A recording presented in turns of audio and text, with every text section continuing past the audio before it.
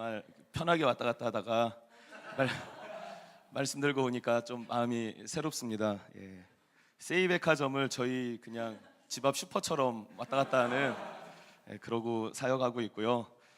작년 초에 1월에 여기 한번 왔었어요. 그때 왜 왔냐면 황 목사님 개척한 거 보고 어떻게 교회를 시작하는 어떤 그림을 그려야 할까 가지고 왔을 때가 작년 1월이었는데 지금 와보니까 요즘에는요 완전 많이 업그레이드 된 것 같아요.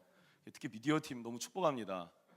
예, 너무 세련돼졌어요. 예, 사진만 조금 바꾸면 정말 좋았을 텐데 사진 요즘에 아들이 태어났습니다. 할렐루야. 예.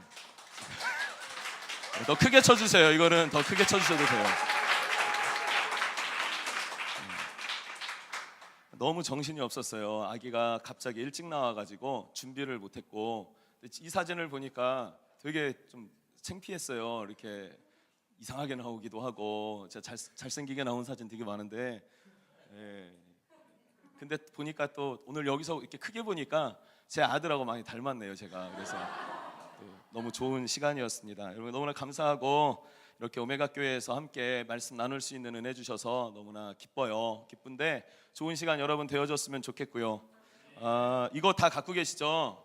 어떻게 준비해야 될까 굉장히 고민 되게 많이 했었어요. 근데 일단 기본 맥락을 이 책으로 잡았습니다.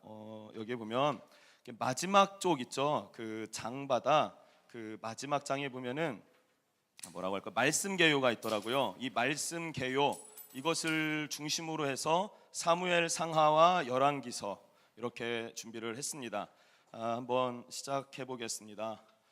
근데 목사님이 집회하지 말라고 그러시더라고요. 근데 딱 분위기가 집회하기 딱 좋은 분위기였어요. 찬양도 뜨겁고 우리 진수 전사님 역시 찬양하는 걸 중국에서 봤는데 너무 좋더라고요. 전사님 찬양 너무 좋았는데 좋으시죠 여러분? 제가 계속 축복하는 이유는 뭐냐면 이렇게 미디어 팀도 그렇고 이런 예배 인도자도 그렇고 동일하게 축복하면 그 축복이 우리 교회에도 임하기 때문에 그렇습니다. 잘 따라가고 있어요 제가요 지금. 특세 다음 달부터 3주 동안 지금 준비하고 있고요. 머리도 이렇게 황 목사님처럼 잘랐다가 그건 처음 아닌 것 같아요. 제가 너무 안 어울리는 것 같아서 이렇게 잘랐는데 또 앤드류 목사님이 또 왜 나 따라하냐고. 영성은 담고 싶지만 외모는 담고 싶지 않은 분이 그러시니까 좀 그랬었는데 너무 감사하고 은혜의 시간이 되었으면 좋겠습니다. 창세기의 주제부터 이렇게 쭉 흐름들이 있잖아요. 이제 사사기를 지나서 사무엘 상하가 지나가요. 사무엘 상에는 누가 등장하는지 아십니까?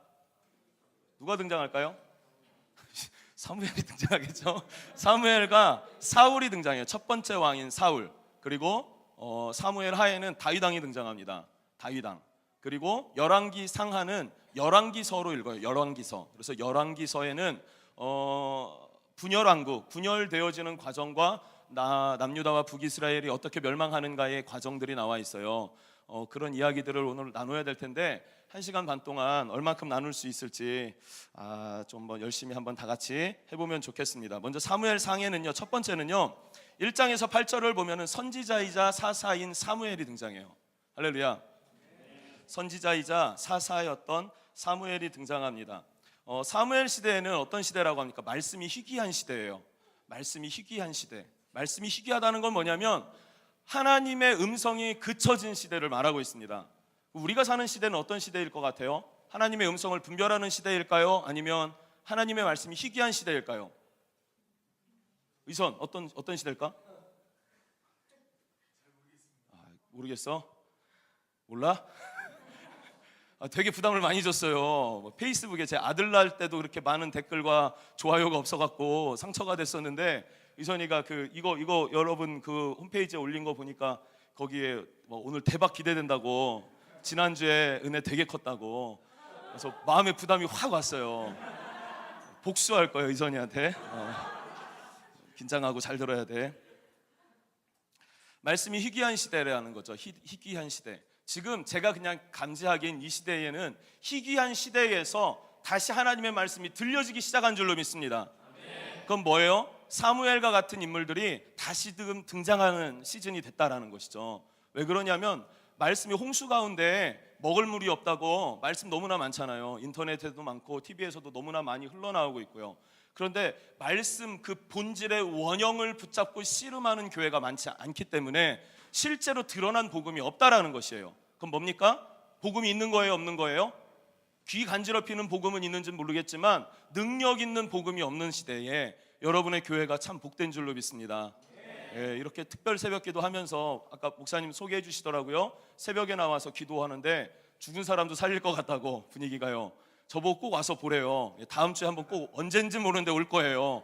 반드시 올 겁니다. 예, 저희도 교회가 새벽 5시 반에 특세는 아니고 이제 새벽 기도가 있는데 그냥 한번 빠지고 오려고요. 그래서 얼마나 잘하나 염탐하러 오고 할 건데 이것들이 다 뭐겠습니까? 하나님의 말씀이 들리는 교회이기 때문에 생명력이 솟아나는 줄로 믿습니다.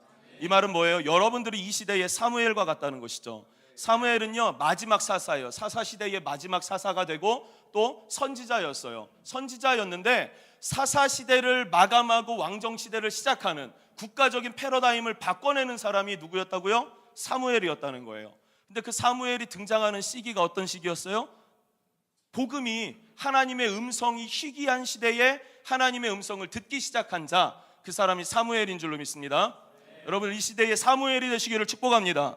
사무엘은 어떤 일들을 감당하면서 그 배경이 어떻습니까? 어머니 한나가 있었어요. 한나가 아기를 못 낳는데 브닌나라는 그 둘째 부인이 아기를 잘 낳나 봐요. 너무 시샘을 하니까 한나가 이제 너무나 속이 아픈 거예요. 가슴이 아픈 거예요. 날마다 주님 전에 나와서 어떡합니까? 부르짖고 기도하고 시름시름 앓는 것이죠. 여러분 이곳에서 새벽에 기도하실 때 부르짖고 기도하시잖아요. 너무나 힘들고 어렵고 고통스러워도 늘 계속 그 부르짖는 자리를 지키실 수 있기를 축복합니다.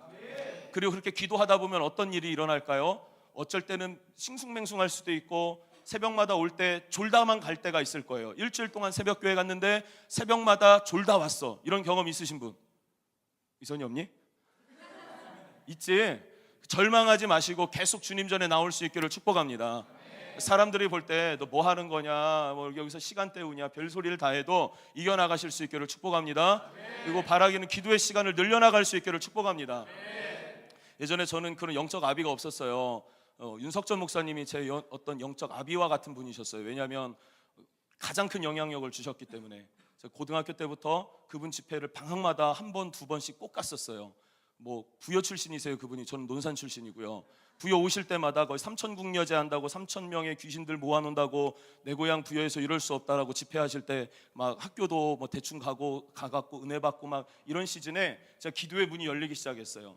2시간, 3시간 기도하다 4시간을 기도해봐야겠다. 4시간을 기도하는데 어떤 마음이 드냐면 4시간을 기도하면 5시 반부터 기도해서 6시 반, 7시 반, 8시 반, 9시 반 그러면 이제 다 사람들 일하고 출근하고 학교 가고 이런 시간이에요.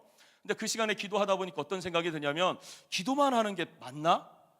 이게 효율성이 있나? 없나? 이런 생각을 하게 된 거예요. 근데 하필이면 그때 읽었던 말씀 중에 하나가 출애굽기 말씀인데 출애굽기에 이제 그 홍해를 앞에 두고 하나님 앞에 부르짖으니까 하나님이 모세에게 하시는 말씀이 너는 왜 부르짖기만 하느냐라는 거예요. 왜 부르짖기만 하느냐? 빨리 백성들을 인도하여 내라라는 거죠. 그래 기도만 하는 게 다가 아니구나라고 제가 잘못 판단했어요.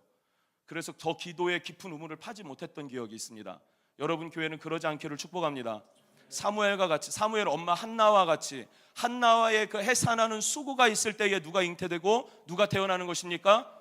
민족의 패러다임을 바꿔내는 사무엘이 등장하는 것이죠. 그냥 등장하는 것이 아닙니다. 기도하기 때문에 등장하게 되는 줄로 믿습니다.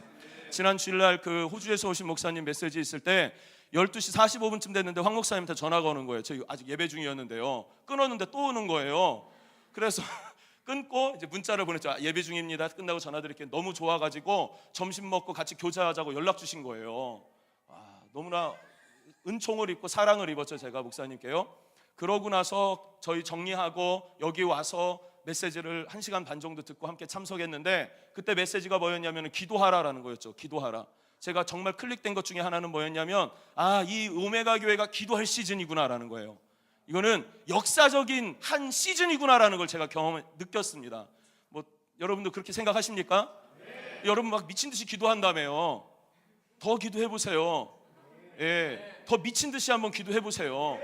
너 한번 따라올 만큼 여기 뭐 무슨 일이 있는지, 예? 여기 뭐 무슨 일이 일어났는지 도대체 왜 난리법석이냐라고 할 만큼 한번 밤낮 부르짖는 세대가 될 수 있기를 축복합니다. 그럼 뭐가 일어나겠습니까? 여러분의 그 기도의 열매가 무엇이겠어요? 사무엘과 같은 나라의 패러다임을 바꿔내는 교회가 될 줄로 믿습니다. 정말로 그런 교회가 될 거라는 걸 예배 준비하면서도 많이 느꼈어요. 그리고 나서 사무엘이 첫 번째 한 게 뭐였냐면은 아벡 전투에서 이제 법궤를 빼앗기고 절망하고 나라가 이렇게 많이 막 이렇게 침체되어 있는 상황이었어요. 그때 했던 게 뭐였냐면 미스바에서의 부흥 운동이에요. 제가 그냥 이렇게 쭉 얘기해도 되나요? 써야 되나요? 안 써도 되죠? 저는 교사가 아니에요. 그래서 그냥 열심히 하겠습니다. 할렐루야. 네. 아벡 전투에서 졌어요. 그때의 그 사회적 배경의 문화는 이거예요. 나라와 나라의 전쟁은 신과 신들의 전쟁인 거예요. 이스라엘의 하나님 여호와와 블레셋의 신 마르두카의 전쟁인 것이죠. 누가 이겼습니까? 여호와가 진 것 같이 보였어요. 그러나 진 것입니까? 아니죠. 하나님의 능력은 눈에 보여지는 법궤에 있는 것이 아니라 우리 중심 안에 있는 성령님, 우리 중심 안에 있는 진실한 갈망에 있는 줄로 믿습니다. 여러분의 마음이 주님 앞, 아멘 너무 크게 하면 이거 너무 붕해 같아서 혼나요. 여러분 아멘은 그냥 속으로 오늘은 해주시기 바랍니다. 진실한 마음 이것이죠. 그래서 사무엘이 다시 미스바의 백성들을 다 모아요. 그리고 하는 이야기가 무엇입니까? 그리고 하는 얘기가 뭐냐면은 여러분들 안에 있는 그 전심으로 여호와께 돌아가려면 아스타롯을 버리고 금식하고 자신들을 위하여 기도하도록 여러분 모이고 함께 힘써서 부르짖읍시다라고 도전하는 거예요. 거기서 기도의 운동이 일어나니까 어떤 일이 일어납니까? 원수의 공격이 있는 거예요. 그 미스바의 백성들이 잔뜩 모여 있어요. 그러니까 어떤 일을 블레셋이 공격해 오는 거예요. 거의 다 모여 있대. 다 모여 있으니까 어떻게 해요? 공격해 오는 거죠. 여기 있는 책 이 내용 아닐 수 있어요. 지금 드리는 얘기예요. 왜냐하면 이거 그냥 쭉 읽으면 그냥 스토리로 이해가 되는 것 같아요. 여기 없는 얘기를 좀 해드리는 게 나을 것 같아서 준비를 한 거예요. 블레셋이 쳐들어오는 것이죠. 여러분 기도할 때 어떤 일이 일어날까요? 영적인 블레셋과 같은 어떤 원수의 공격들이 여러분 교회에 있게 될 줄로 믿습니다. 할렐루야. 예, 있을 거예요. 분명 영적 공격이 있을 거예요. 그때 백성들이 하는 이야기가 뭐냐면 사무엘에게 말해요. 당신들은 이 나라와 민족 우리를 위하여서 기도만 하소서. 우리가 나가서 싸우겠습니다. 그랬을 때 사무엘이 번제를 드리고 하나님 앞에 그리고 예배합니다. 기도합니다. 그리고 기도하다 보니까 어떤 일이 일어나요? 하나님이 그 큰 우레소리를 발해갖고 사람들을 두렵고 불안하게 만든 거예요. 누구를요? 블레셋을. 그래서 이스라엘이 대승을 거두게 되는 그런 일들. 그래서 영적 각성 운동이 어디서 일어납니까? 미스바에서의 기도 운동이 영적 각성 운동이 되고 대부흥이 되는 줄로 믿습니다. 그 전에 이걸 빼먹었네요. 블레셋 아벡 전투에 대한 것들. 법궤를 빼앗아 갔잖아요. 블레셋이. 그 법궤가 아스돗, 가드, 에그론 이렇게 이동을 해요. 아스돗에 이동했을 때 그 다곤 신상 그 신전 앞에 여호와의 법궤를 모셔뒀어요. 그러니까 어떤 일이 일어납니까? 다음날 가보니까 목이 잘려갖고 뚝 떨어져 있어요. 할렐루야. 그냥 합시다. 이렇게 아멘도 하고 너무 힘드네요. 팔도 뚝 떨어져 있는 거예요. 그러니까 아스돗이 이렇게 몸뚱아리만 남아있는 상태가 되는 거예요. 그러니까 사람들이 어떻게 해요? 이스라엘의 여호와가 쳤다라는 거예요. 아스돗에 있는 다곤 신상을 쳤다라는 거예요. 그러니까 아스돗 사람들이 두려워서 다른 마을로 보내요. 어디로 보냅니까? 에그론, 가드라는 곳에 보내요. 가드라는 곳에 보내니까 가드의 법궤가 들어오니까 그 가드 일대에 큰 환란이 일어나고 사람 몸에 종기가 나기 시작하는 거예요. 이렇게 막 큰 종기가 나가지고 터지고 곪고 막 이렇게 냄새나고 더럽고 이렇게 막 썩어 들어가는 그런 종기가 나기 시작했다라는 것이죠. 그러니까 가드에서 또 어떻게 해요? 사람들이 이 법궤를 에그론으로 불러요. 에그론으로 보내버려요. 그러니까 에그론에서는 어떻게 해요? 두려워하니까 사람들이 이대로는 안 되겠다라고 해서 베세메스로 소를 보내자. 그래서 베세메스 소 이런 얘기 들어보셨나요, 여러분? 베세메스로 보내는 소 이야기. 젖이 나오는 소 2마리를 준비해놔요. 젖이 나온다는 이야기는 뭘까요? 소가요? 새끼가 베어진 지 얼마 안 됐다라는 거예요. 그러니까 우유가 계속 나오겠죠. 그러니까 새끼가 있는 어미소예요. 이 새끼는 아직 젖을 먹을 만큼 어린 새끼를 둔 어미소가 2마리가 묶여 있어요. 그리고 새 수레를 만들어 놓고 그 새 수레 안에 금 종기를 넣어요. 종기를 어떻게 금으로 종기를 어떻게 표현했는지 모르겠어요. 이렇게 종기 있잖아요. 이렇게 종기 나는 피부병 그런 모양의 그 금덩어리를 7개를 만들어 놓고 그 다음에 금으로 된 쥐를 7마리를 만들어 놓고 그 수레에 실어서 그 황소를 베스메스로 보내는 거예요. 법궤를 실어서요. 그러면 그 소가 베스메스로 쭉 가면은 희귀한 일이 되는 거예요. 왜요? 젖된 아기가 뒤에 있는데 이 어미소가 가지 않겠죠. 자기 새끼한테 가겠지. 그런데 그곳 베세메스로 보냈을 때에 하나님의 진노가 같이 운반되어지는 것이고 아스돗, 가드, 에그론에 있는 어떤 그런 불길한 징조들이 실제 존재하시는 하나님으로 인한 것이구나라는 것을 확신하게 되는 것이죠. 그랬을 때 이 두 소가 베세메스로 향하여서 울부짖으면서 가는 일들이 일어나게 되는 것입니다. 그럼 우리가 알 수 있는 것은 무엇일까요? 법궤에 임한 하나님의 영광은 지금도 우리 가운데에 임재하실 수 있다라는 것이죠.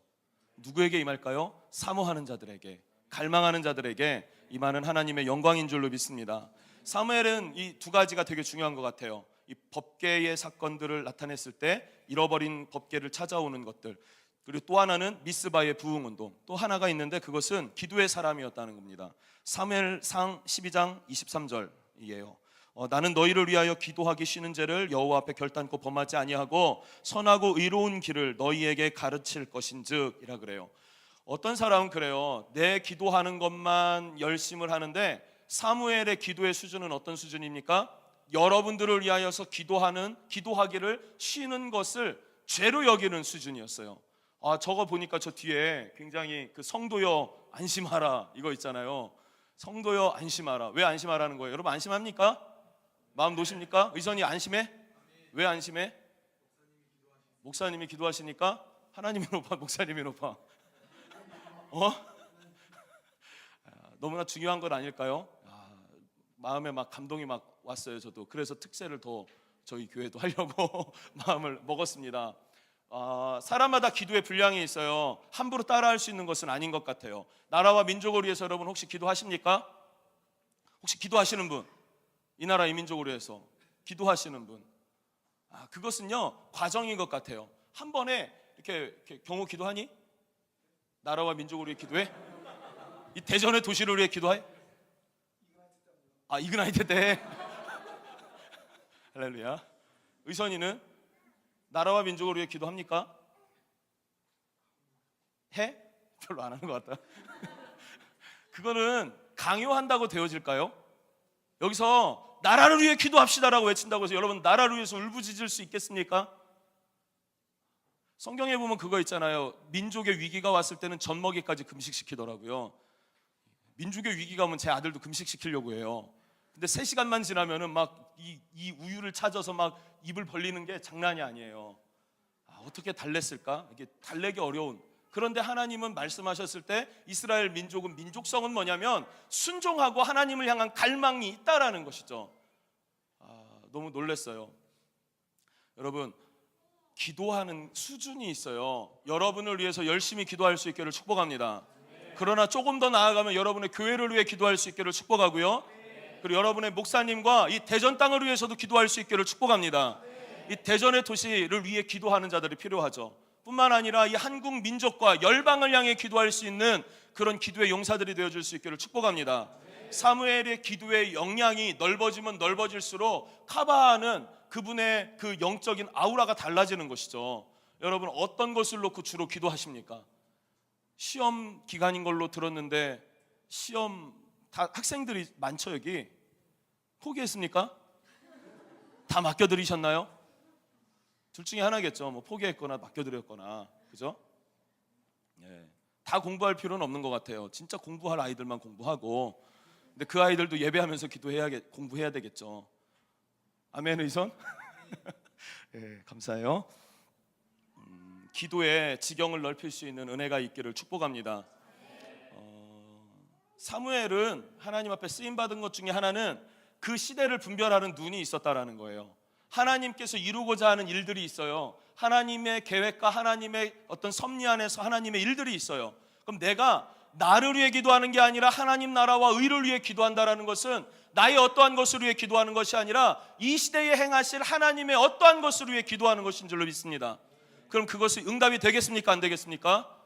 당연히 되죠. 왜요? 하나님이 하실 것이니까. 근데 그 일에 우리의 기도가 필요하다면, 여러분들이 기도한다면 하나님이 그 뜻을 이루어 나가게 되는 줄로 믿습니다. 그래서 그런 하나님의 시세를 분별해서 기도하는 자가 사무엘이었어요. 그래서 사무엘을 뭐라고 부릅니까? 선견자. 선견자 사무엘. 선지자를 뛰어넘은 선견자는 영적인 세계를 보는 자들을 말해요. 모세는 하나님이 얼굴과 얼굴을 대면하여 맞대어 대화하는 사람이 모세였다라는 것이죠.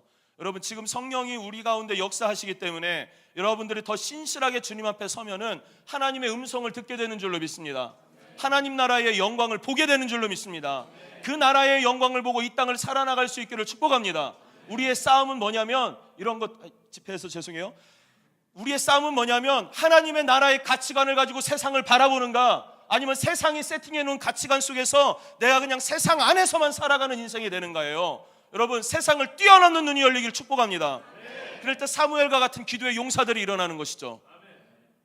그 기도를 통해서 하나님은 강력한 나라를 움직이는 일들을 행하시는 줄로 믿습니다. 그 일꾼이 누구겠습니까? 기도하는 자예요. 사무엘과 같은 사람인 줄로 믿습니다. 이 사무엘 선지자, 첫 번째, 그러니까 선지자이자 마지막 사사였던 사무엘이 이런 인생을 살면서 기름을 붓죠. 사울에게 기름을 붓고 다윗에게 기름을 붓고, 그래서 왕으로 세우는 일들을 합니다. 그러면서 등장한 사람이 뭡니까? 두 번째 등장하는 인물이 뭐냐면 사무엘상에 지금 사무엘상 절반 한 거예요. 진짜 난 교사가 아니라 참 어려워요. 네, 절반 한 거예요. 이제 그 다음 절반은 뭐냐면 사울왕이에요. 사울왕. 이제 사무엘상 13장 뭐 이때부터 이제 들어갑니다. 사울왕은 교만했어요. 교만함이 있어. 어떤 게 교만이었냐면, 블레셋과의 전쟁이 직전에 하나님 앞에 제사하고 나가야 되는데 사무엘이 늦게 오는 거예요. 그러니까 뭐랍니까? 스스로 제사를 인도해요. 뭡니까? 그것을 영적 교만이라고 하는 것이죠. 교만. 사울이 망하게 된 이유가 뭐냐면 영적 교만이 있었어요. 여러분, 강력한 교회가 되길 원한다면 첫 번째로 갖춰야 될 것은 겸손과 사랑인 줄로 믿습니다. 사랑 위에 하나님의 은사가 풀어져야 강력한 줄로 믿어요. 강력하다라는 의미는 뭐냐면 건강함을 말하고 있습니다. 바로 이 사울이 무너진 것은 영적 교만. 두 번째는 15장에 보면 불순종하는 마음이 있어요. 아말렉과의 전쟁에서 하나님이 아말렉을 어떻게 하라고 하냐면 진멸하라 그래요. 진멸하라. 왜 진멸하라고 하셨냐면요, 출애굽했을 때에, 출애굽에서 이렇게 나왔을 때에 불기둥과 구름기둥이 인도하여서 그 인도함을 따라서 나아갈 때에 어떤 일들이 일어납니까? 그 뒤쪽에 처져 있는 사람들이 있어요. 이방인들과 그다음에 노인들과 몸이 다치고 아픈 사람들은 그 진들이 이동할 때에 맨 뒤에 따라갔어요. 그런데 이 아말렉 족속은 야비해가지고 뒤에서 어떻게 해요? 이스라엘을 공격하고 빠지고 야비한 짓을 하니까 하나님이 다 멸절시키겠다라고 말씀하셨어요. 여호수아에게. 그리고 그 일을 누구에게로부터 이제 맡겨주시는 거예요? 사울왕에게 맡겨주셨는데 사울이 어떻게 해요? 불순종해요. 그래서 어떻게 해요? 뇌물 받아먹고 아말렉 왕을 살려주고, 뇌물 받아먹고 좋은 소와 양과 짐승들을 뒤에 빼놨다라는 것이죠. 여러분, 온전한 순종이 있을 수 있기를 축복합니다. 계속, 그러니까 이게 이런 거 있는 것 같아요. 누룩을, 예수님이 사두개인과 바리새인의 누룩을 조심하래요. 누룩은 작은 것이로되 우리 안에 들어오면은 우리를 엄청나게 부풀려 버리는 게 누룩이에요. 여러분, 이 누룩을 조심하고 하나님 앞에 서실 때는 온전하게 순전하게 하나님 마음에 합한 자로 설 수 있기를 축복합니다. 하나님의 마음에 합하다는 것은요, 그냥 이 정도로 합쳐진 게 아니에요. 100% 하나님의 마음과 100% 나의 마음이 일치되는 것을 말합니다. 그런 온전함이 여러분에게 있을 수 있기를 축복합니다.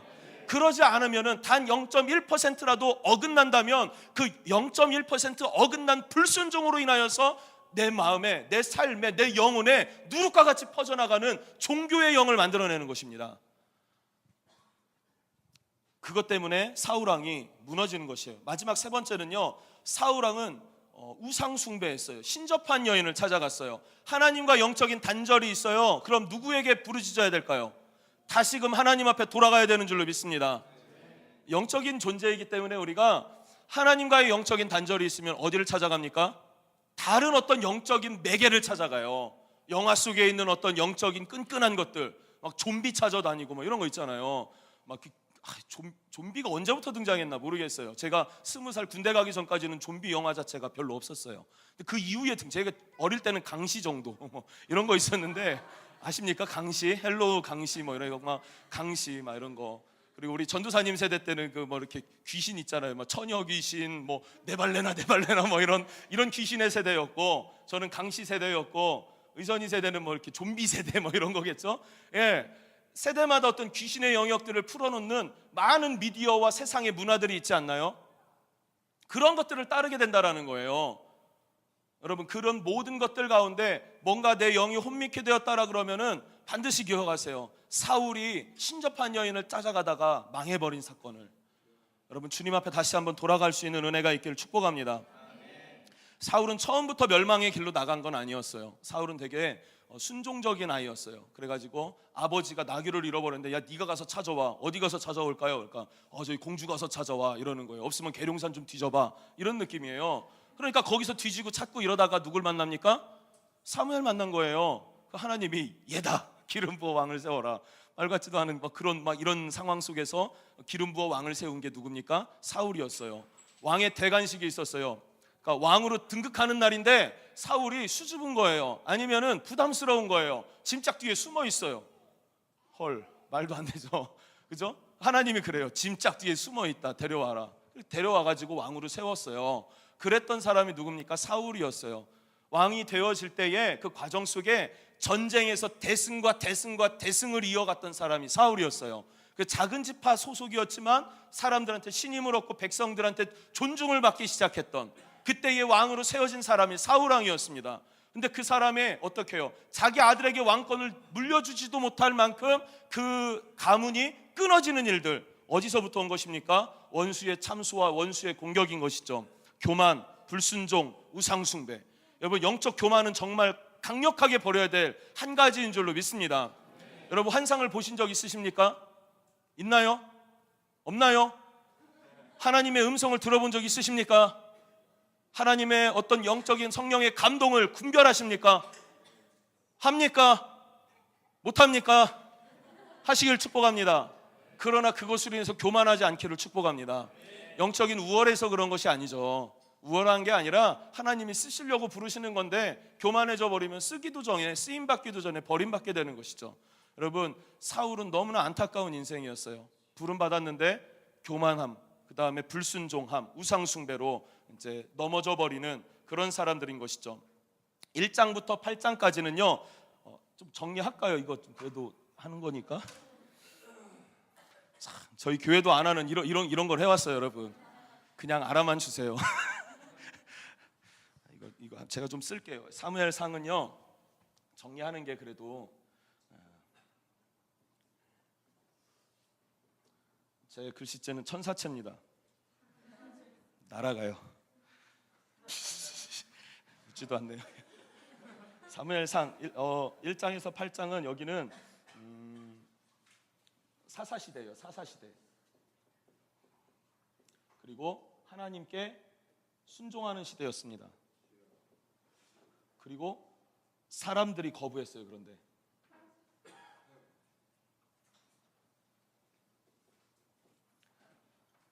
그리고 사울의 세대가 있습니다. 사울의 시대는 9장에서 31장입니다. 이때는 왕정 시대예요. 하나님께 순종하지 않고 자기 자신을 의지했습니다. 그리고 하나님께서 거부하셨습니다. 죄송해요. 글씨가 진짜 날아갔네요. 이게 사무엘 상입니다. 사무엘 상이에요. 안타까움의 연속이죠. 그럼 여러분 이 역사를 보면은 배울 수 있는 은혜가 있기를 축복합니다. 누구는 그러더라고요. 역사를 봐도 배울 수는 없다고요. 왜냐하면 그냥 따라간대요. 역사를 보면. 그러나 우리는 보고 성령 안에서 새롭게 거듭나는 은혜 있기를 원합니다. 그 다음에 사무엘 하루 넘어가면은 다윗이 있어요. 다윗에게는요 초기와 중기와 말기가 있어요. 왕이 된 초기와 중기와 말기, 이렇게 세 가지로 나눠져 있는데 이것들을 한번 보면은 좋겠어요. 다윗 왕의 초기는요 왕이 된 이후에 어떤 일들을 했는가인데요. 첫 번째로는 정치적인 보복이 없었습니다. 왕이 되면 뭐예요? 누구부터 어떻게 할까요? 그 사울의 어떤 일가들부터 숙청하겠죠. 앤드류 목사님 와서 그런 얘기 하시더라고요. 황 목사님 그 1000개의 교회 개척이, 캠퍼스 개척이 오메가 교회를 통해서가 아니라 어떤 대형 교회 한 막 몇만 명 되는 교회로 이렇게 부름받는 거예요. 그래서 이제 콜링 받아서 굉장히 여의도 순복음교회 뭐 이런 식으로 가게 되는 것이겠죠. 그래서 어떤 1000개의 교회를 이루실 수 있다, 이런 얘기를 전에도 하셨고 지금도 하셨다라고 그러더라고요. 근데 황 목사님이 클릭되는 게 있었다라고, 뭔지 모르겠지만 그런 얘기를 하셨어요. 오메가 교회 비겠죠? 그러면 누군가가 올 거예요. 있어야 되니까요. 그럼 누가 될까요? 누가 될 것 같아요, 이선아? 장성호 전사님 될 것 같아? 아니면은 우리 진수 전사님 될 것 같아? 애녹 전사님 될 것 같아? 아니면 저 뒤에 원주 전사님 될 것 같아? 김태원 목사님? 누구?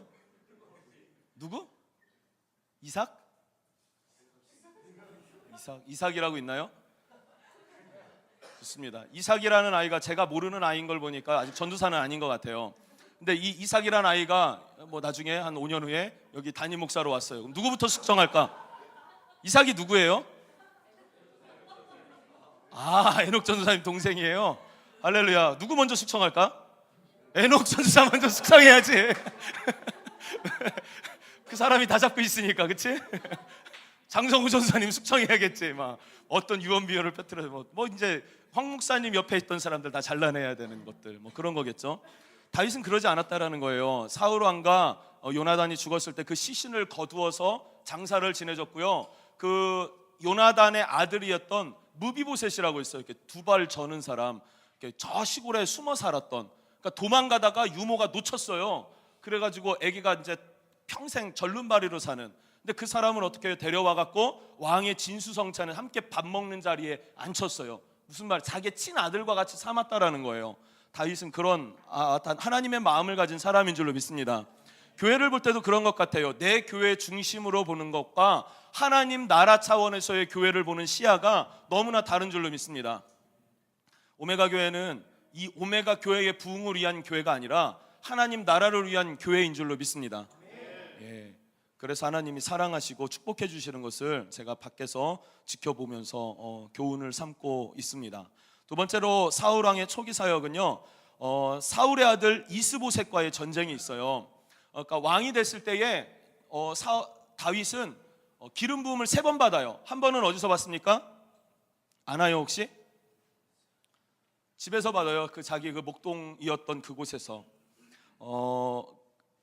거기가 베들레헴 지역인가 할 거예요. 거기서 기름 부음을 받고, 두 번째 기름 부음은 남유다의 왕이 돼요. 먼저 사울이 죽고 난 다음에 남과 북으로 이렇게 이스라엘이 좀 이렇게 나뉘어져 있었는데, 나눠졌다는 완전 분열됐다는 것까지는 아니에요. 이렇게 지방색 있는 것처럼 남쪽에서 기름을 받아요. 그러니까 헤브론에서 기름 부음을 받고 남쪽의 왕이 돼요. 그럼 북쪽엔 누가 있을까요?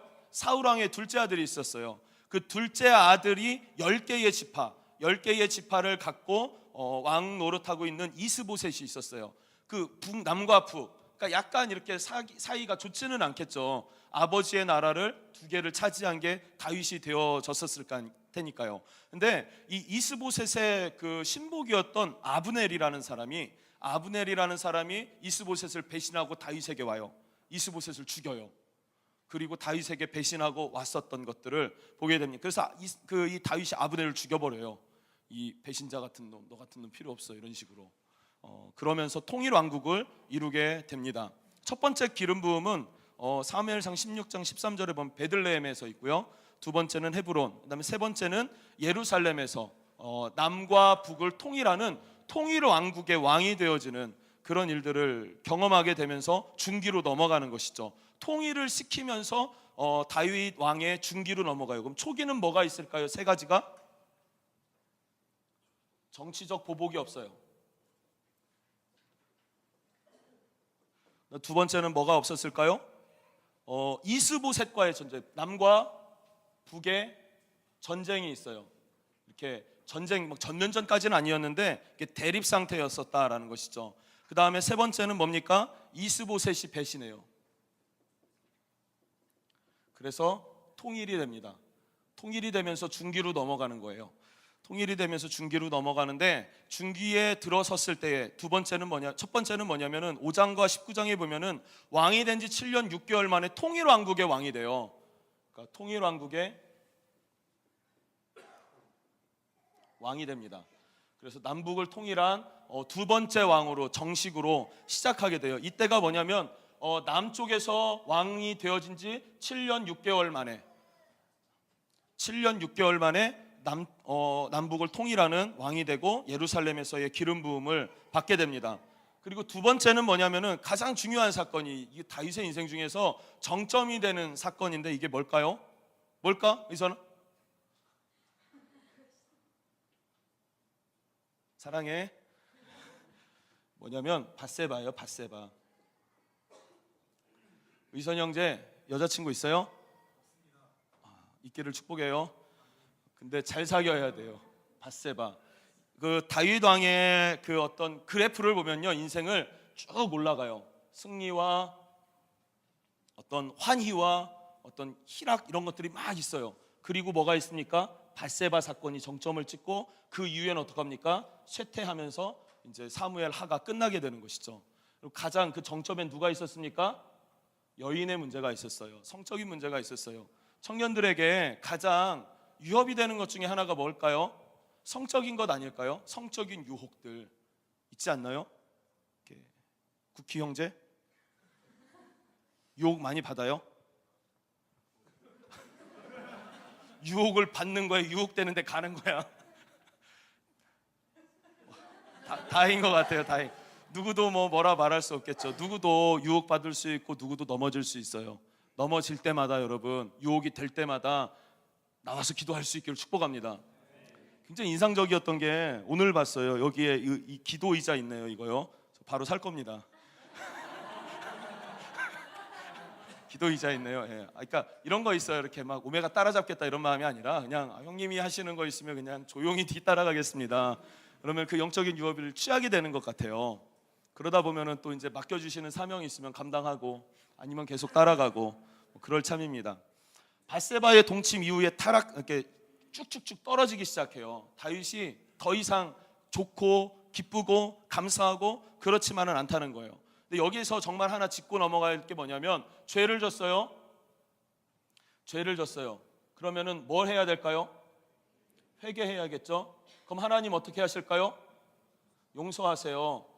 그러면 죄의 용서해요. 그런데 회개는 하지만 죄에 대한 열매는 맺을까요? 안 맺을까요? 열매 맺을까요? 안 맺을까요? 열매를 맺어요. 그럼 이 열매는 어떻게 할 거예요? 용서를 받았으니까 죄의 열매가 없어질까요? 안 없어질까요? 안 없어져요. 죄의 열매는 내가 감당해야 되는 건 줄로 믿습니다. 이걸 보니까 그래요. 어떡합니까? 하나님이 죄값에 대해서 말씀하시는데 칼이 내 집에 영원히 있을 것이다 라고 말씀하세요. 뭐라고요? 칼이 집에 영원히 있대요. 무슨 말이에요? 칼부림 난다는 거예요. 집안이. 첫째 아들이 암논이에요. 그다음에 셋째 아들이 압살롬이에요. 그다음에 압살롬의 동생이 있어요. 이름이 뭘까요? 주일학교 다녀보신 분. 주일학교 높이요.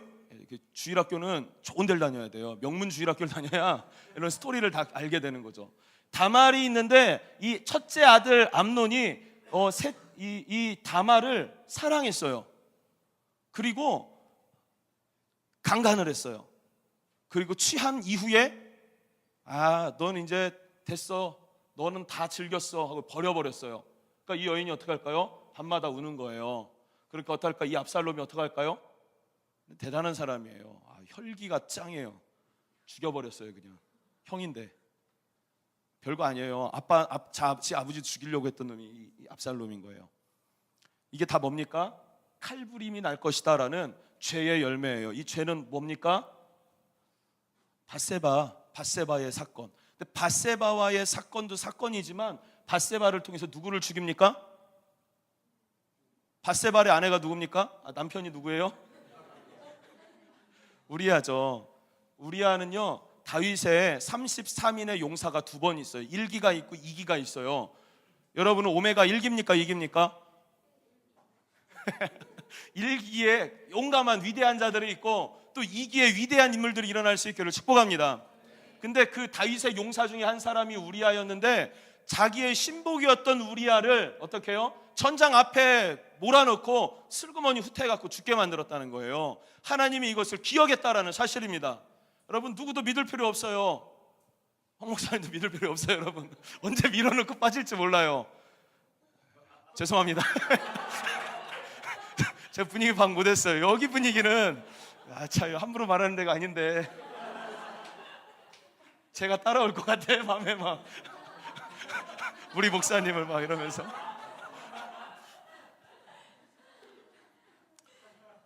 우리아가 그렇게 죽으니까 하나님이 보실 때 그것을 의롭게 여기지 못하시는 것이죠. 그러니까 어떻게 해요? 칼부림이 날 것이다 라고 말해요. 두 번째는 내 집에 재앙이 있을 것이다 이래요. 집안의 재앙. 그렇지 않을까요? 큰아들이 딸을 강간하고 셋째 아들이 큰아들 죽여버리고 그리고 그 셋째 아들이 또 쿠데타를 일으켜갖고 다윗이 다윗성 버려놓고 또 도망가요. 그 도망갔을 때 또 많은 사람들이 또 다윗을 향해서 쓴소리를 뱉게 되죠. 그런 모든 것들을 다 겪어낸 게 누굽니까? 다윗이었다라는 것이에요. 다윗. 그리고 세 번째는 내 눈앞에서 내 아내를 빼앗아 내 이웃들에게 주리니 내 아내를 빼앗아 너희 보는 눈앞에서 더럽힘을 당할 것이다. 이렇게 이야기를 해요. 다 뭐예요? 그러면 죄를 지으면 회개해요. 용서는 뭐예요? 영적인 거예요. 영적인 용서는 있어요. 그러나 이 세상을 살 때에 죄에 대한 열매는 여러분들이 감당해야 되는 줄로 믿습니다. 죄를 그래서 무서워하고 두려워할 필요가 있는 거예요. 여러분, 죄를 어렸을 적부터, 여러분 아직 젊잖아요. 어리잖아요. 그죠? 생긴 것답지 않게 어리잖아요, 여러분. 경호 형제 몇 살이지? 그러니까 놀랍잖아요. 22살이래요. 예. 뭡니까?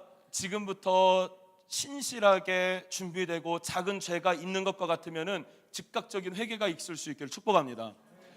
뭐 회개한 걸 또 회개하자는 건 아니에요. 목욕한 자에게는 또 목욕할 필요는 없어요. 그러나 예수님이 손과 발은 닦아주셨듯이 날마다 우리의 영적인 것들을 점검하고 하나님 앞에 신실하게 설 수 있기를 축복합니다.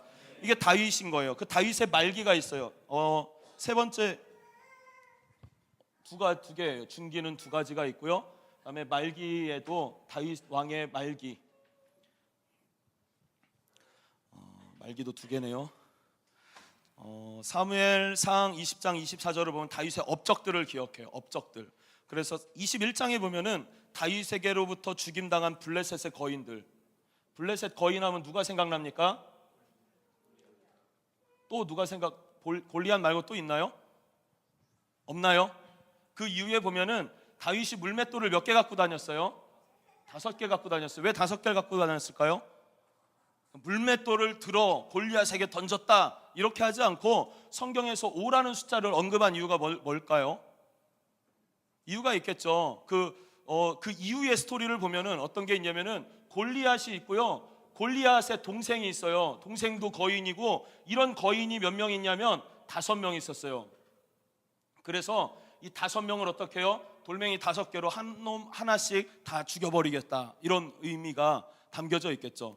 그래서 뭐 이스비브노b, 그다음에 뭐 삽, 뭐 손가락 발가락이 6개씩 있는 애들, 뭐 이런 거인들이 5명 있었어요. 그 중에 가장 우두머리가 골리앗이었던 거죠. 그래서 이 블레셋 거인들의 죽은 이름들이 쫙 나와 있어요. 22장에 보면은 하나님을 향한 다윗의 찬양이 있어요. 찬양. 다윗은 예배자 아닙니까? 다윗의 예배가 회복될 줄로 믿습니다. 너무 놀랬던 게 이런 스쿨을 하면서 이렇게 풀세션의 예배팀을 세우게 된다는 것, 너무나 놀라운 일인 것 같아요. 그리고 지금 제가 그냥 개인적으로 진수 전도사님 예배 인도가 참 탁월하다라고 저는 느끼고 있어요. 동의는 없네요. 예. 찬양이 회복되어지는 것, 예배가 회복되어지는 것, 하나님 앞에 나가게 되는 것, 그런 은혜가 너무나 하나님 앞에 설 수 있는 은총 가운데 거하는 그런 은혜 있기를 바랍니다. 이거 하나만 그럼 정리하고 잠깐 쉬었다가 하겠습니다. 이게 사무엘 상이에요. 그러면은 사무엘 하를 나눠보면은 사무엘 하는 이상적인 사회예요. 굉장히 건강하고 승승장구하고 행복하고 평화한 상태. 그래서 이스라엘의 가장 위대한 왕을 뽑을 때, 다윗 왕을 뽑을 때는 바로 이 사무엘 하에 있는 내용들 1장에서 10장 이때를 이야기를 하고 있어요. 그리고 승리가 있었습니다. 그리고 하나님의 축복이 있었습니다. 그런데 중간에 사건 하나가 있습니다. 이 사건이 뭐라고요? 우리아의 아내 밧세바 사건. 밧세바 사건 이후에 어떻게 됩니까? 완전히 바뀌는 거예요. 고뇌에 사로잡혀요. 너무나 힘든 거죠. 그거 아시죠? 그 밧세바가 첫 번째 가졌던 아기가 죽어버린 것. 고뇌의 사건 13장에서 24장. 그다음에 비극이죠. 비극. 승리에서 비극으로 훅 꺾여버려요. 그 다음에 하나님의 징벌이 임하게 됩니다. 이것이 뭡니까? 사무엘 하예요. 사무엘서를 쭉 보면 어때요? 이제 시대가 사사 시대에서 왕정 시대로 바뀌는 거예요. 패러다임이 바뀔 때 누가 사용되어졌습니까? 사무엘이 하나님 앞에 사용되어졌어요. 그리고 하나님 앞에 순종했던 사람들이 자신을 의지하기 시작하고 사람들이 거부했던 그런 것들을 이제는 하나님께서 거부하시는 것들로 바뀌어진다는 것이죠. 여러분의 예배와 여러분의 삶이 세상에서 거부당할지라도 하나님 앞에 거부당하지는 않기를 축복합니다. 다윗에게 있어서는 그래프를 그리면 이렇게 된다고 했죠. 정점에 밧세바 사건이 있었어요. 여러분 안에 있는 혈기와 어떤 정욕들이 있을 때에 하나님 은혜 안에서 성령 안에서 제어할 수 있기를 축복합니다. 성령의 소욕과 육체의 소욕이 서로 대적하여 부딪힐 때마다 여러분 성령 하나님을 의지할 수 있기를 축복합니다. 다윗의 길이 아니라 계속해서 형통해 나갈 수 있는 그런 은혜가 여러분에게 있을 수 있기를 축복합니다. 52분인데요 9시까지 잠깐 쉬고 열왕기서를 하도록 하겠습니다. 격려하시는 분들에겐 축복이 임할 거예요. 이런 것도 하면 안 되는데 하네요. 열왕기서는요 솔로몬 왕부터 그 왕국이 나뉘어지는 사건을 얘기를 하는데, 열왕기서를 크게 보면 이거예요. 단일 왕국이었다가 분열 왕국으로 이렇게 나눠져요. 그래서 이때는 솔로몬, 그다음에 르호보암과 여로보암, 그래서 이렇게 쭉 나눠요. 그래서 르호보암은 솔로몬의 아들이에요. 그래서 남유다고, 여로보암은 북쪽의 10개의 지파를 나눠서 가져가요. 그래서 북이스라엘과 남유다 이게 이렇게 나뉘어지죠. 그리고 잘해보려니까 계속 이러네요. 이렇게 나눠져요. 북이스라엘은 19명의 왕이 있었고 남유다는 20명의 왕이 있어요. 그리고 남유다는 북이스라엘은 208년 동안 왕을 그 나라를 유지했고 남유다는 344년간 나라를 유지했어요. 놀라운 사실은 북이스라엘은 19명의 왕이 208년 동안 치리했지만 선한 왕이 하나도 없었고, 남유다는 20명의 왕이 344년 동안 치리하면서 선한 왕들이 있었어요. 아사왕, 여호사밧, 여호람, 아하시야, 이런 선한 왕들이 있었다라는 것들을 알게 되죠. 그럼 솔로몬부터 해서 요 이야기가 이제 열왕기 상하인데요. 열왕기서를 한번 보도록 하겠습니다. 첫 번째는요 분열 왕국이에요.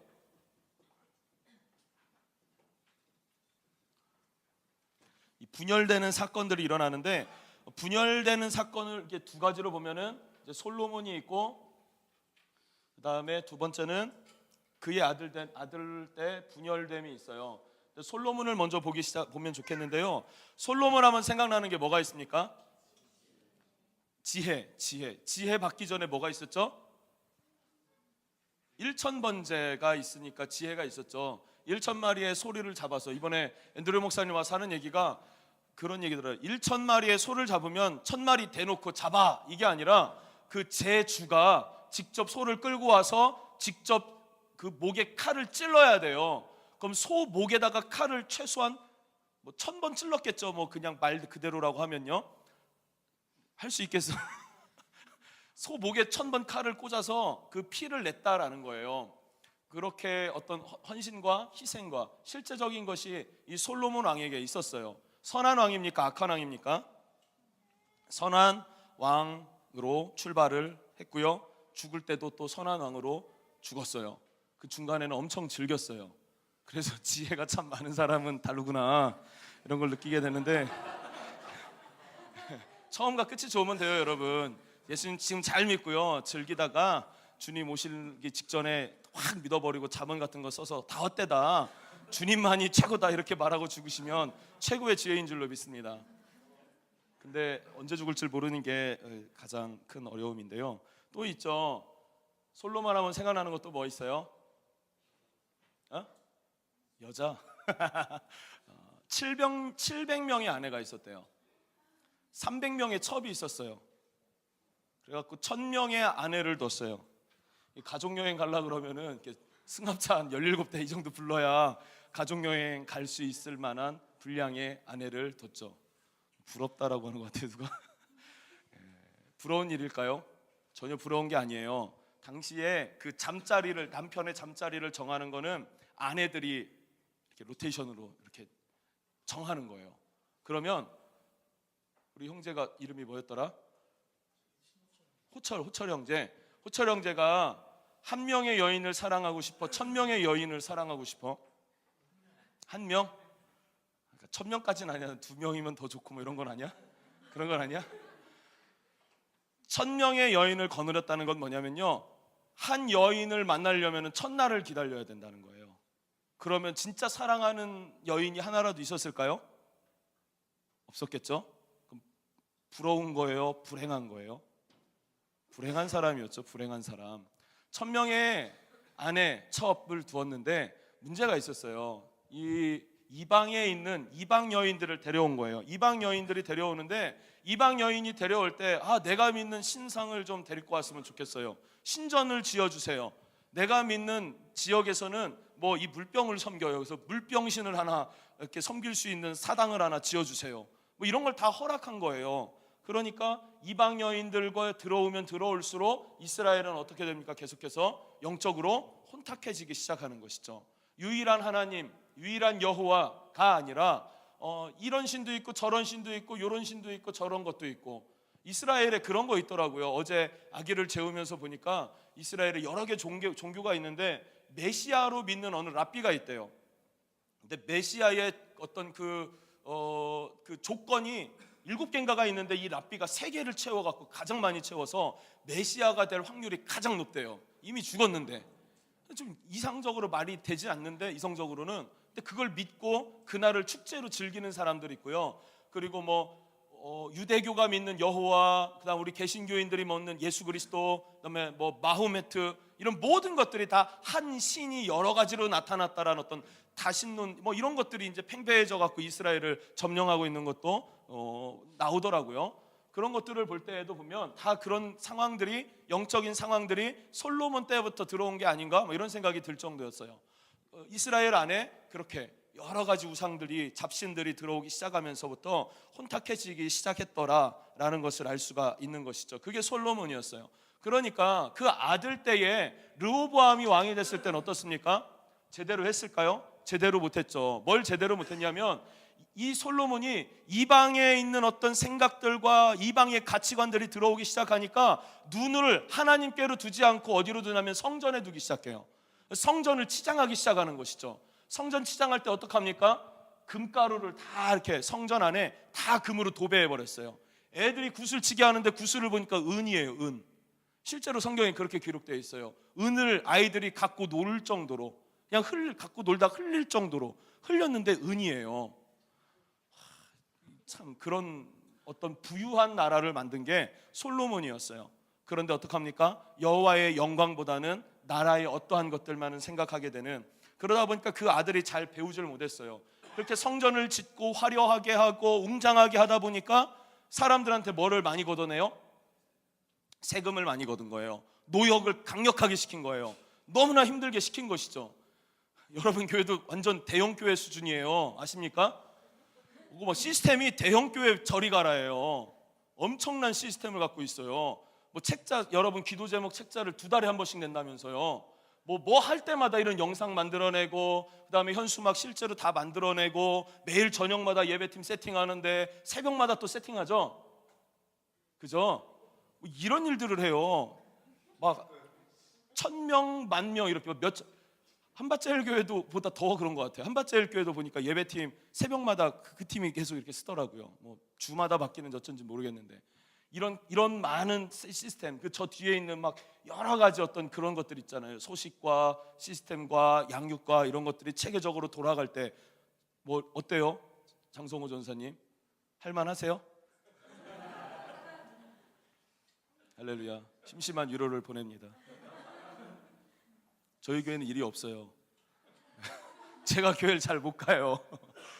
자랑은 아닌데 뭐 어려운 그런 거 있겠죠. 넘어가야겠죠. 근데 보세요. 솔로몬이 그렇게 힘든 일들을 많이 노역을 걷어내고 세금을 걷어내니까 르호보암이 왕이 됐을 때 나이 많은 장로님들이 와갖고 이야기를 해요. 이제는 좀 짐을 가볍게 해주십시오. 그러면은 당신 아버지 솔로몬에게 충성했던 것보다 르호보암 당신에게 더 충성할 겁니다. 그랬는데 이 르호보암이 어떻게 했냐면, 알겠어요, 생각해 볼게요 하고 상의하기를 누구랑 상의했냐면은 자기 어릴 적부터 친구들과 상의해요. 그러니까 친구들이 하는 얘기가 뭐냐면, 경험이 부족한 아이들이 하는 얘기가 뭐냐면, 야, 그렇게 얘기하는 거는 살만하니까 그렇게 얘기하는 거야 라는 거죠. 그리고 장로들의, 어른들의 이야기를 그냥 묵살시켜버리고 자기 뜻대로 노역을 더 확, 세금을 더 왕창 걷어내는 그런 일들을 하기 시작합니다. 그러다 보니까 어떻게 해요? 점점 분열이 일어나기 시작해서 여로보암이라는 사람이 일어나기 시작하는 거예요. 남과 북이 나눠지기 시작하는 거예요. 다시 남과 북이 나뉘어지는 그런 일들을, 그래서 여로보암은 북쪽에 10개 지파, 그리고 남쪽에는 2개의 지파로 이렇게 다시 남과 북이 나눠서 분열이 된 왕국을 갖게 됐죠. 근데 이 여로보암이 진짜 어떻게 보면은 새로운 시즌을 여는 하나님의 은혜가 임했기 때문에 왕이 된 것 아닐까요? 10개 지파를 다스리는. 그랬는데 하나님 앞에 하나님 말씀대로 살지를 못했어요. 첫 번째는 뭐냐면, 명절 때마다 남쪽으로 내려가요. 왜요? 명절 때마다 예루살렘에 들어가서 뭘 해야 돼요?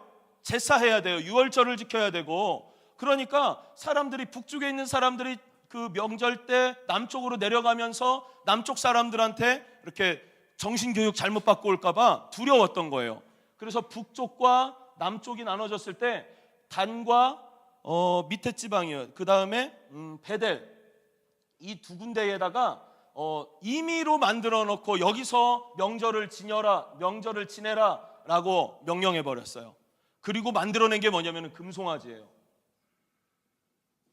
금송아지를 만들어 놓고 여기에 제사장을 세워요. 제사장은 누구를 세워야 됩니까? 레위인을 세워야 되는데, 레위인이 아닌 사람들을 아무나 무작위로 제사장으로 세우는 거예요. 그리고 금송아지를 만들어 놓고 이것을 경배해라, 이것이 너희가 섬길 여호와 하나님이다 라고 뭐라 그래요? 거짓을 말하기 시작하는 거예요. 그래서 가장 악독한 왕은 여로보암. 그래서 악한 왕의 대명사는 여로보암이에요. 선한 왕의 대명사는 누굴까요? 다윗이겠죠. 여러분, 다윗과 같은 은혜 있기를 축복합니다. 악한 왕은 누구라고요? 여로보암. 대명사가 돼버렸어요. 여로보암. 그도 여로보암의 길을 행하여. 그도 여로보암의 길을 행하여. 장성호 전도사님, 예를 들어서 장성호 전도사님도 황성은 목사님을 본받아, 뭐 이러면 영광스럽겠습니까? 수치스러울까요? 영광스럽겠죠. 그렇죠? 악한 사람의 대명사가 여로보암이 되었다라는 것이죠. 그래서 남과 북으로 분열되어져 있는 그런 상황이 됐습니다. 그다음에 남과 북의 왕조들이 있는데 거의 대부분은 이 북쪽에서 일어나요. 왜냐하면 문제가 많은 곳에서 다 어떻게 난세의 영웅이 난다고 엘리야, 엘리사 이런 사람들이 다 어디서 활동했습니까? 북쪽에서 활동했던 사람들이 많았던 것이죠. 여기서 또 가장 악한 그 오므리 왕조가 시므리, 오므리 뭐 이런 사람들이 있어요. 그러니까 쿠데타가 몇 번 일어났다 그래요? 북쪽에는 쿠데타가 7번 일어났어요. 남쪽에는 한 번 일어나긴 했지만 한 번 쿠데타가 일어났지만 남왕조는 다윗의 혈통을 이어서 계속 왕계를 승계해 나가고 있어요. 그런데 북이스라엘은 어떡합니까? 7번 쿠데타가 일어나요. 이렇게 왕이 섰는데 그 옆에 신복이 갑자기 칼로 푹 찌르는 거예요. 시므리가 찔러서 왕이다 하고 치를 정도 있다니까 오므리가 옆에서 갑자기 푹 찌르고 자기가 왕이 돼버리고 이런 거죠. 그래서 오므리 왕조가 시작되면서 오므리 시대에 가장 또 이 여로보암과 버금가는 진짜 더러운 왕 하나가 나타나요. 누구겠습니까? 아합 왕이 나타나요. 아합 왕은 누구와 또 짝꿍이 되어져야 돼요. 그냥 아합만 하면은 좀 이세벨. 이 사람은 참 이름도 그냥 읽어도 그냥 이렇게 온유월에 서리빨 내릴 것 같은 이세벨. 얼마나 악한 여자냐면 이렇게 엘리야 내가 찢어 죽이겠어 이렇게 그냥 내일 저녁까지 찢어 죽이겠어 이러니까 엘리야가 부들부들 떨면서 로뎀나무 아래서 여기가 좋습니다 나를 죽여주십시오 뭐 이렇게 얘기할 정도로 진짜 아주 그냥 더러운 여자가 이 이세벨이었어요. 우리 형제들 여자 잘 만날 수 있길 축복합니다. 아합 왕은 약간 그 물에 물 탄 듯 술에 술 탄 듯 그냥 싱숭맹숭한 사람이었어요. 끈꼬매짐이 없는 인간인데 이런 인간이 누굴 만나요? 더러운 여자를 만나니까 어떻게 돼요? 더러운 인생을 살게 되고 악한 인생을 살게 된다는 거죠. 아합이 어떻게 죽었는지 아십니까? 남과 북이 전쟁을 해요. 남과 북이 전쟁을 하는데 남쪽이 좀 이렇게 그래요. 근데 북쪽에서 더 10개 지파니까 강력하죠. 군대가 더 크겠죠. 그런데 지가 두려운 거예요. 두려워가지고 그 사병의 갑옷을 입고 사병의 대열 가운데 아합 왕이 서 있었어요. 그리고 남쪽의 군대가 활을 조준하고 있었는데 쏴 하면 쏴야 되는데 누구 하나가 실수로 쏴버렸어요. 실수로 쏜 화살이 날아가고 아합에게 꽂혀가지고 그 수레에 싣고 질질질질 끌려가다가 그 수레에 실려서 피 질질질질 흘리다가 자기 성에 도착했더니 죽어버렸어요. 어떻게 참 절묘해요 인생이. 그죠? 하나님의 진노는요 피한다고 피해지는 건 아닌 것 같습니다. 어떻게 이렇게 사병 갑옷 입고 사병의 대열 앞에 섰는데 실수로 쏜 화살이 아합 그 왕에게 정통으로 갈까요? 이렇게 죽어버렸어요. 예후라는 사람이 일어났죠. 이것도 북이스라엘의 왕인데 왕이 됐다가 악한 놈이에요 얘도. 근데 얘가 또 이세벨을 어떻게 죽입니까? 그 성 높은 곳에서 개처럼 이렇게 던져버려요. 성 밖으로. 그랬을 때 어떻게 해요? 성 지나가는 마차에 막 깔려갖고 죽어버린 게 이세벨이에요.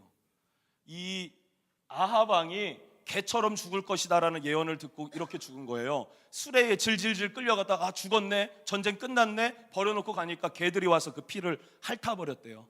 개들이 핥아버린 그게 아합과 이세벨의 죽음인 것이죠.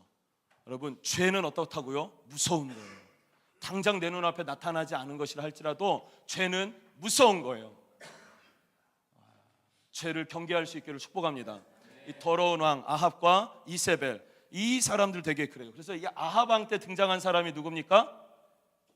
엘리야, 그 다음에 엘리사 이렇게 등장하죠. 엘리야와 엘리사 가장 악한 시대에 가장 강력한 일들이 일어나는 것을 보게 되죠. 마지막 때에 어떻게 돼요? 목베임을 당하고 잡혀가는 날들이 온대요. 계시록에 그 이재하 교수님 왔을 때 계속 들어보니까 그 얘기가 결론이더라고요. 둘 중에 하나는 이 얘기를 해도 될지 모르겠어요. 계시록의 결론은 둘 중에 하나래요. 목베임을 당하거나 잡혀가거나. 목베이시겠습니까? 잡혀가시겠습니까? 엄청난 무서운 날이 다가올 거예요. 그러나 그런 시대일수록 어떤 사람이 일어나겠습니까? 엘리야와 같은 강력한 세대가 일어나게 되는 줄로 믿습니다. 여호와 하나님만 붙잡고 갈멜산에서 850대 1의 어떤 850명의 그 거짓 선지자들 앞에서 믿음 하나로 쇼부 볼 수 있는 그런 은혜가 여러분들에게 있을 수 있기를 축복합니다. 엘리야 시대는 악한 아합 왕과 함께 사역했었다라는 것들이죠.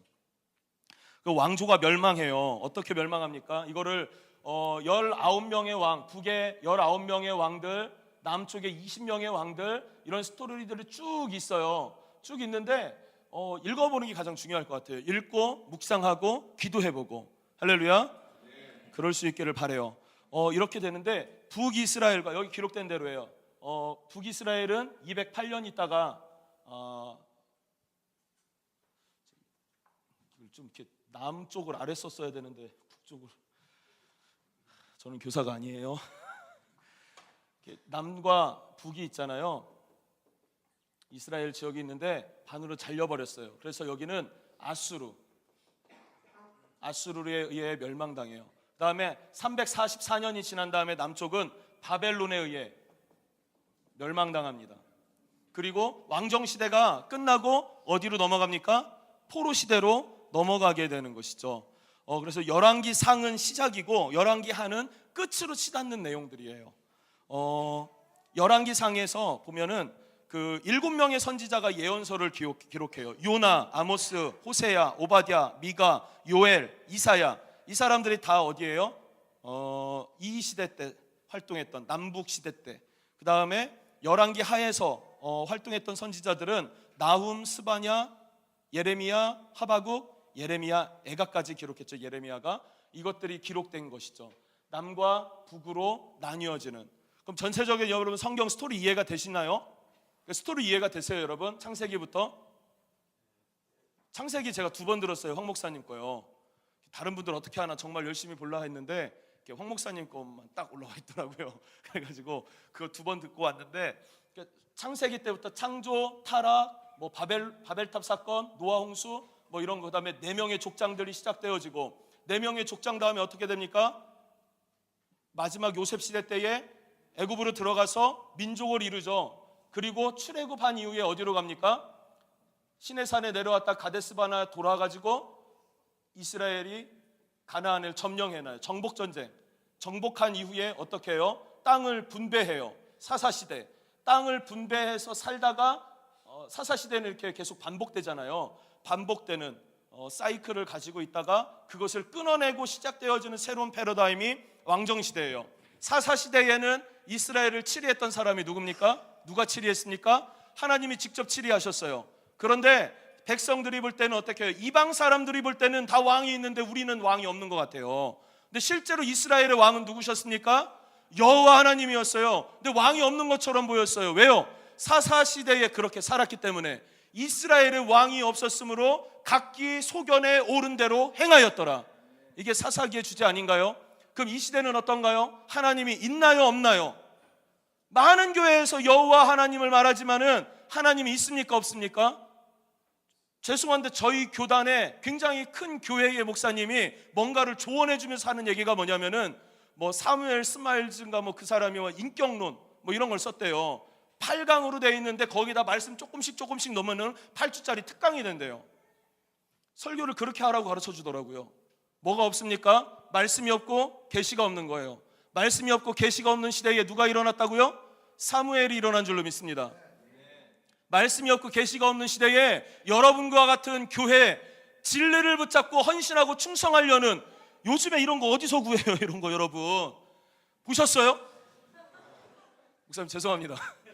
저 살 거예요. 근데 저 아직 지금 인대가 끊어져가지고 못 앉을 텐데 이렇게 앉아서 기도하는 거예요. 이게 어디서 구합니까? 여러분 행복한 줄 아시기를 축복합니다.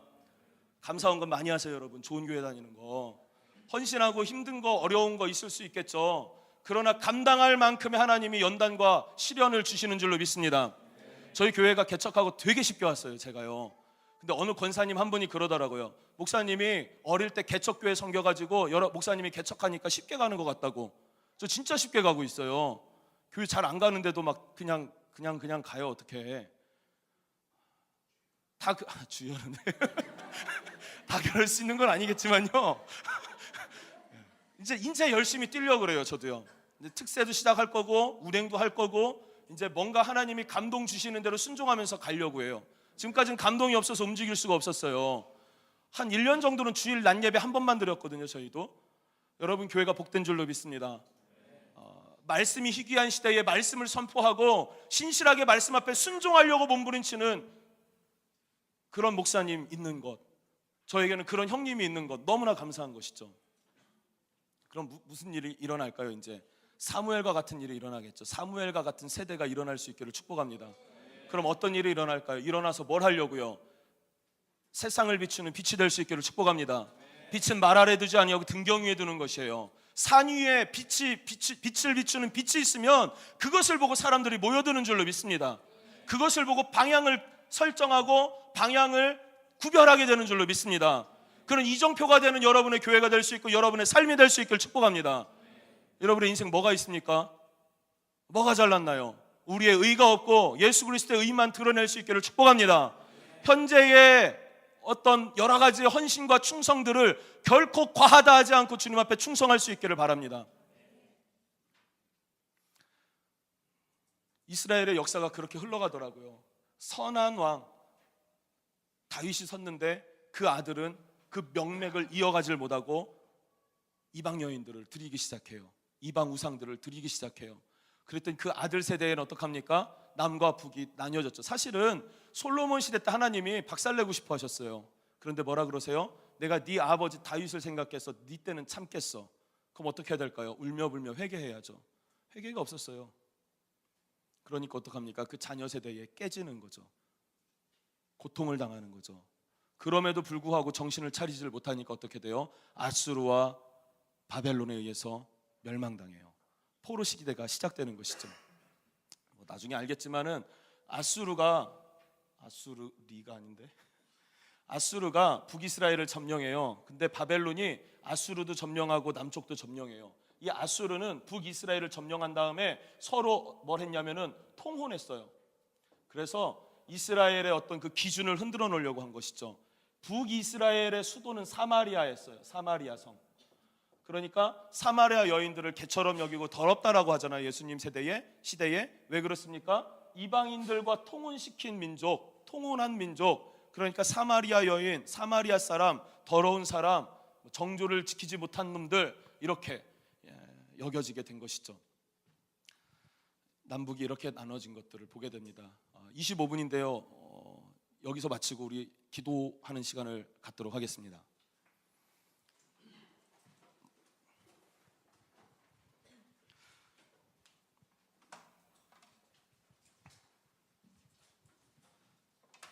제가 가장 마음에 와닿았던 것은요, 이것을 준비하면서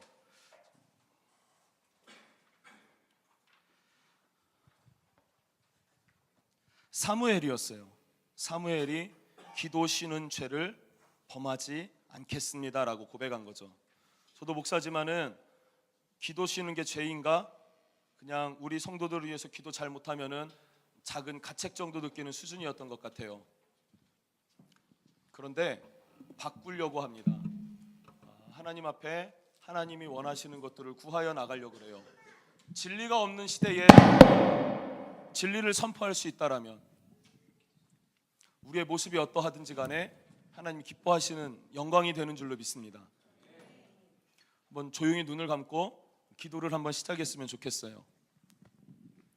하나님께서 남과 북을 가르실 수밖에 없었고 북을 멸망시킬 수밖에 없고 남쪽을 멸망시키실 수밖에 없었던 그 아버지의 마음은 어떠하셨겠습니까?